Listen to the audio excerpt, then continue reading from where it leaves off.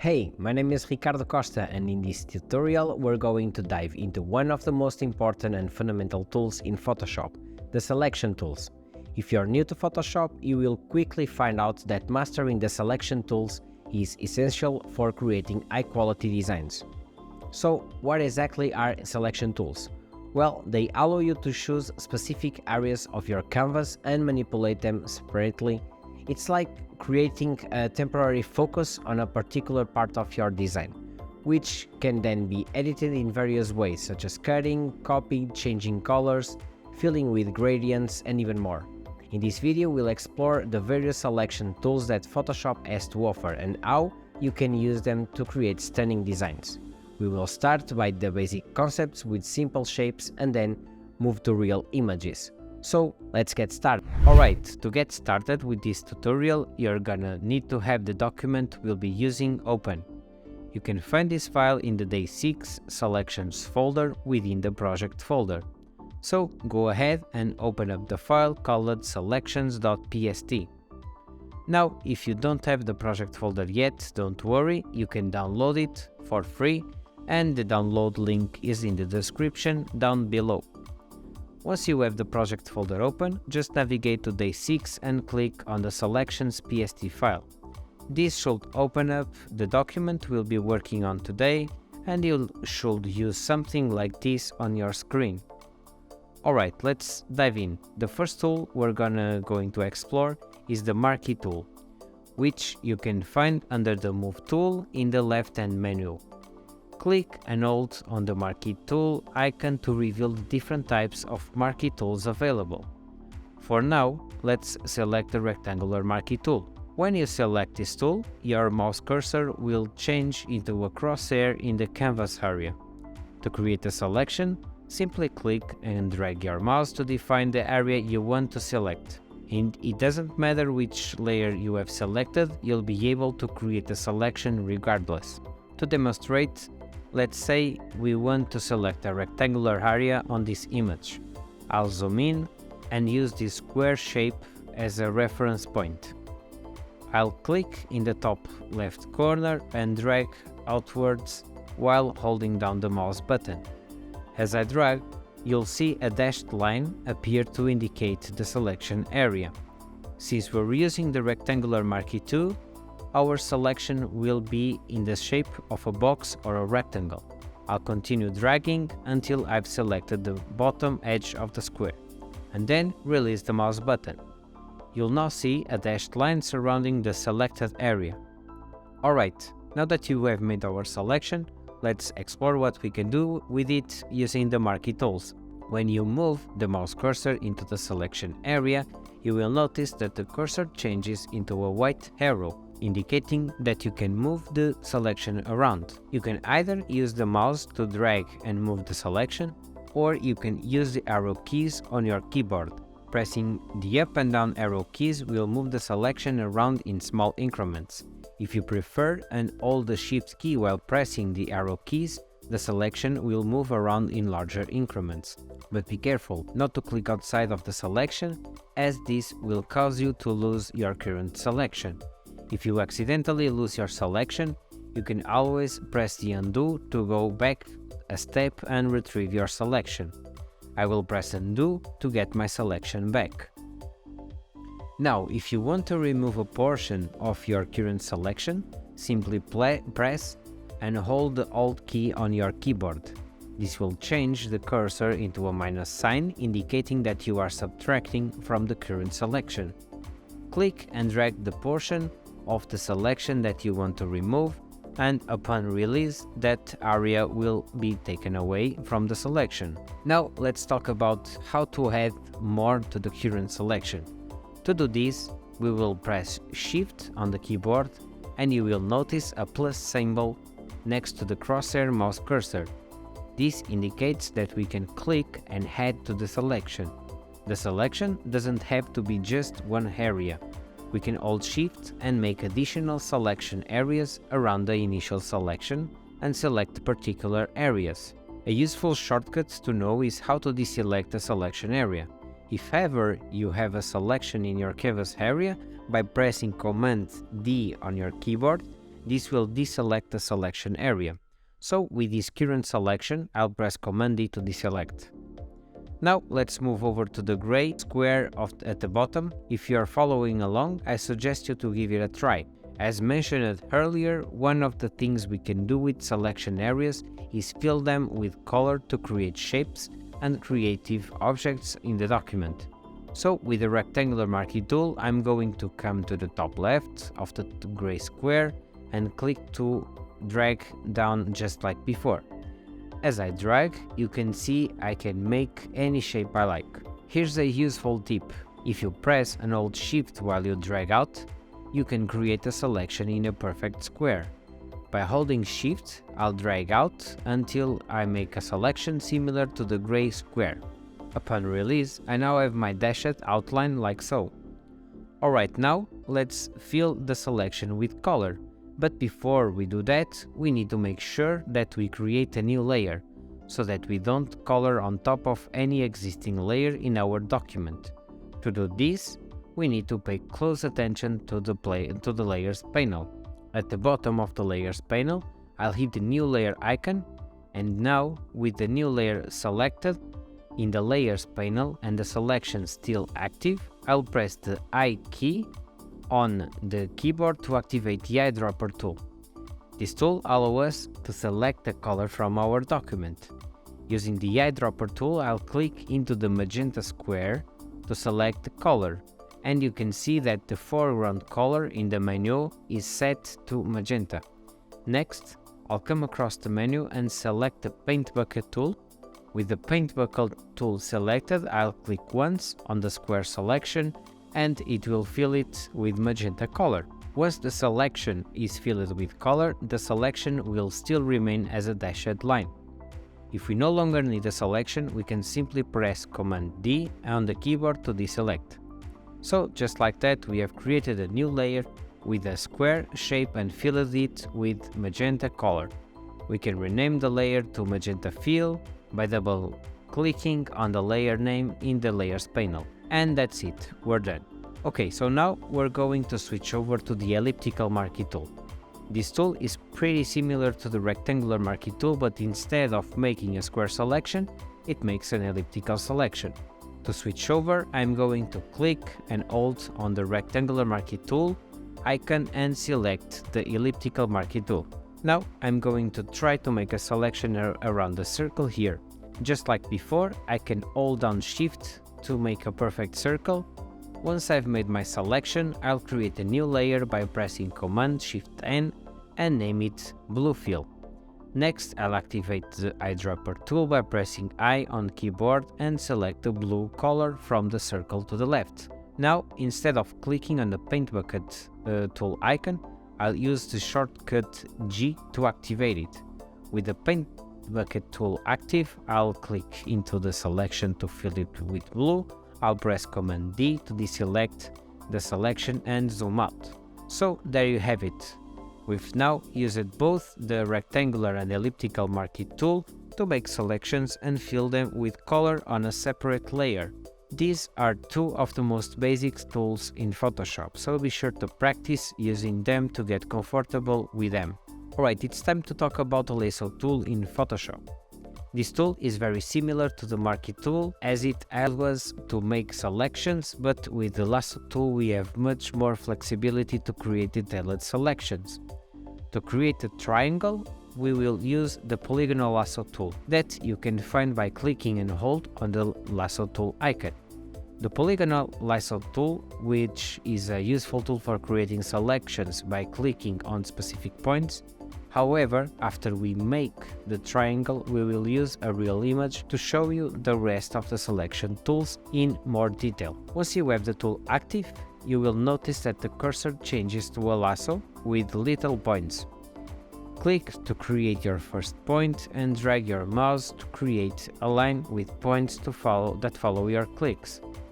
When you're ready to close the selection, over the first point and a small circle will appear next to the cursor, indicating you can click to close the selection. For example, let's say we want to select a triangle.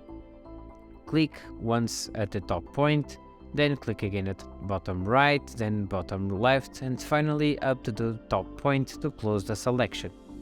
Once you're done making your selection, press Command D to deselect it. You can use the polygonal lasso tool to make detailed selections quickly and easily. I just made a selection using the tool, and now I'll create a new layer by pressing Command-Shift-10 and naming it Yellow Fill.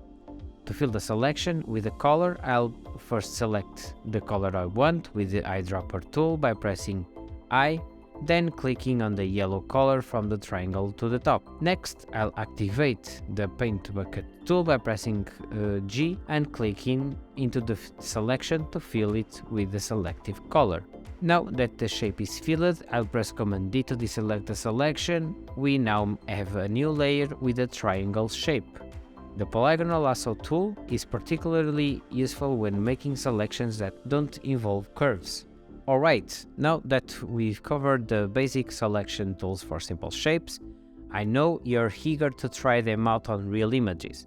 So let's dive into some more advanced selection tools that Photoshop has to offer, such as the magnetic lasso tool and the magic wand, along with some useful tips that I have for you. To get started, let's head over to our project folder, select day 6 and open up image 07. You should have the image displayed on your screen just like this. Okay, we've already seen how the marquee tool can be used to add and remove from our selections using the rectangular and elliptical shapes. We've also created a triangle using the polygonal lasso tool, but there are other selection tools that we can use as well. One of them is the lasso tool, which we've seen before. Another one is the polygonal lasso tool, which we just use it to trace the outline of the yellow triangle, and right under the polygonal lasso tool in the menu, we have the magnetic lasso tool. So as we can see, the regular lasso tool can be used to draw any kind of selection that we want, including around the subject that we want to cut out from its background. However, it can be quite difficult to draw a perfect line around a subject with this tool, as it requires a steady hand and a lot of patience. Even if we do manage to draw a decent selection, the end result may not look great once we remove the background. One solution to this problem is to use a layer mask, which can help to blend the edges of the selection with the background. However, even with a layer mask, the result may not be the perfect. That's where the other selection tools come in handy, such as the magnetic lasso tool that we will see in a minute. This tool can automatically detect the edges of a subject and create a selection for us, which can save us a lot of time and effort. And because the selection is created based on the subject edges, it looks more natural and realistic than a manually drawn selection. Let's take a look at the polygonal lasso tool. With this tool, we can create a selection by clicking points around the area we want to select. However, this tool might not be the best option for selecting people or objects with curves, but it's great for selecting objects with straight lines or architecture. Here's an useful tip: if you hold down the Alt or Option key using the lasso tool, it will switch to the polygonal lasso tool, release the Alt or Option key, and it goes back to the regular lasso tool. This makes it easy to switch between the two tools while making fluid selections. Remember, any area you select will be affected in your image, so make sure to choose the right tool for the job. Let's head back to the magnetic lasso tool, located at the bottom of the toolbar. This tool follows the edges of your image and creates a selection for you. To use it, simply click once on the edge of your subject and move your cursor along the edge. The tool will do its best to follow the edges, and if you have a clear line around your subject, it should do a good job. If you make a mistake, you can hit the backspace key to undo or delete a few points.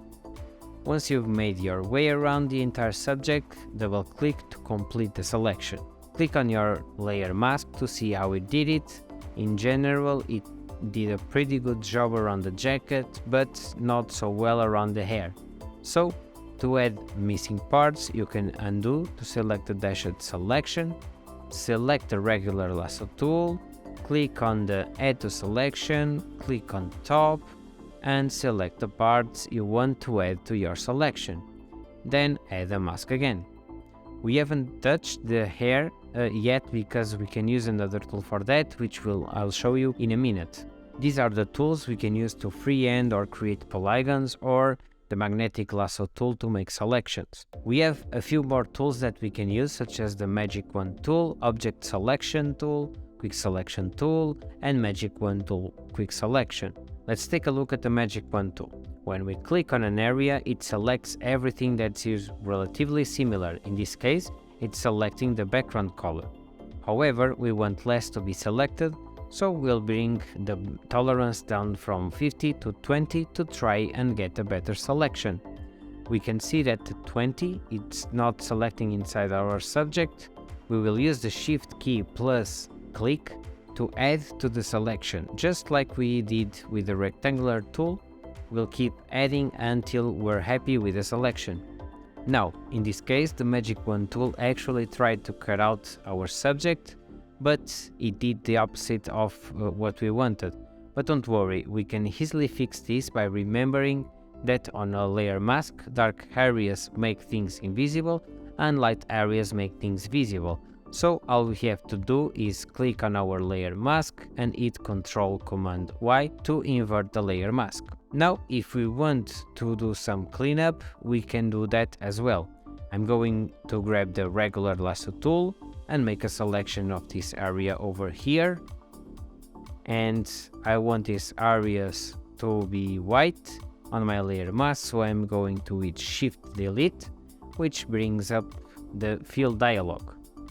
I'll select white and fill this area on the layer mask.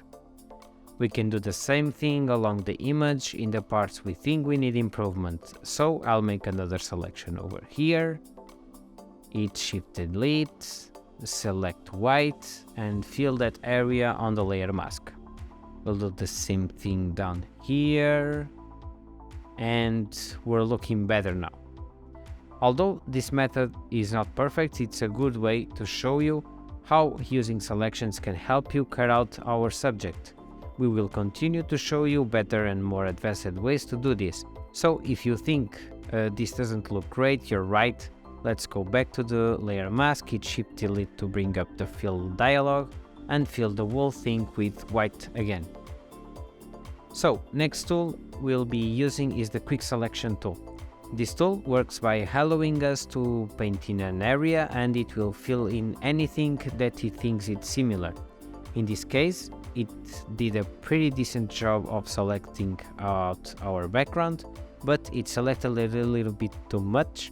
To fix this, we can hold down the Alt or Option key to deselect areas we don't want to be selected. The tool also does a pretty good job of knowing what you want to add or remove to the selection. After selecting the background, we'll go ahead and invert the selection on our layer mask.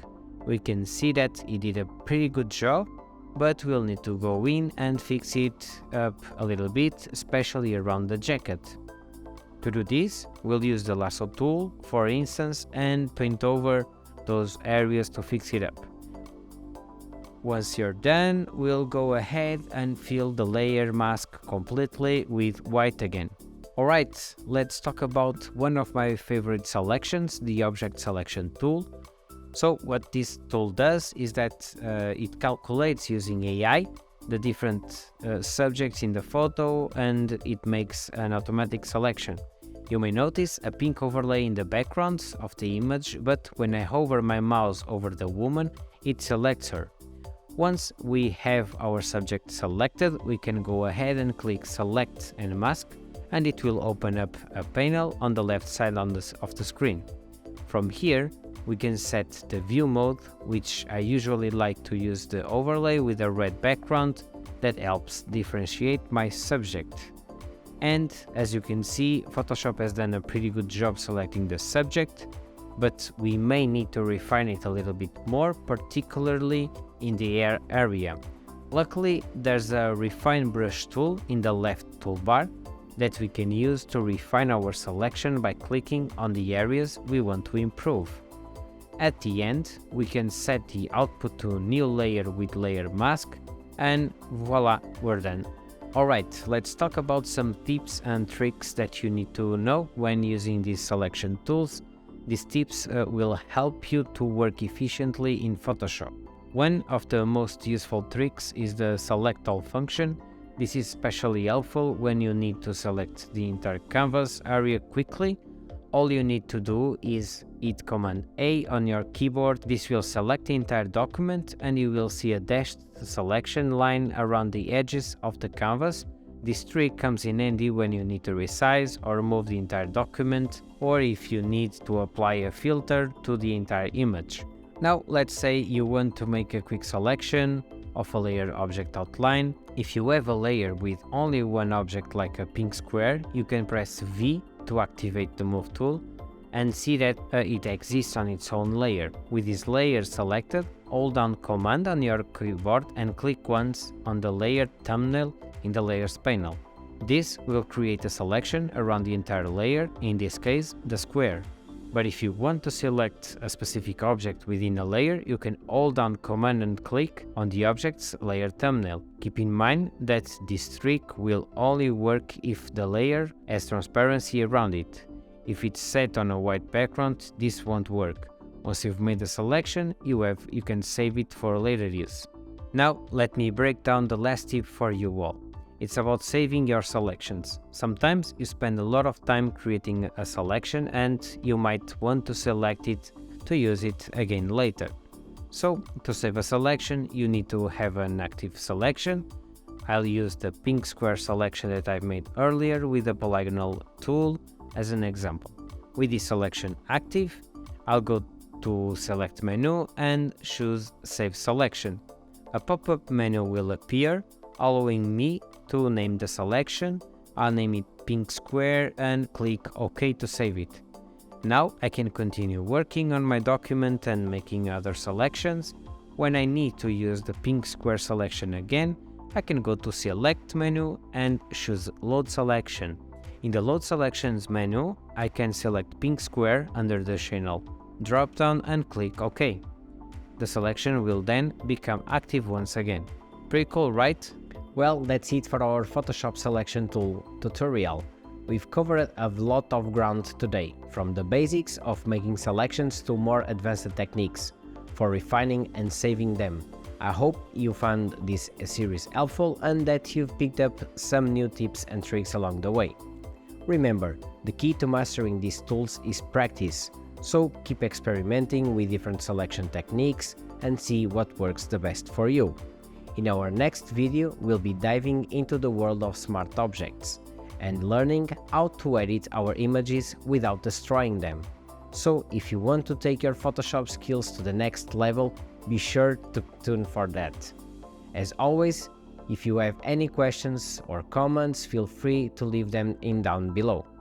And if you found this video helpful, please give it a like and share with your friends. Thanks for watching and I'll see you in the next video.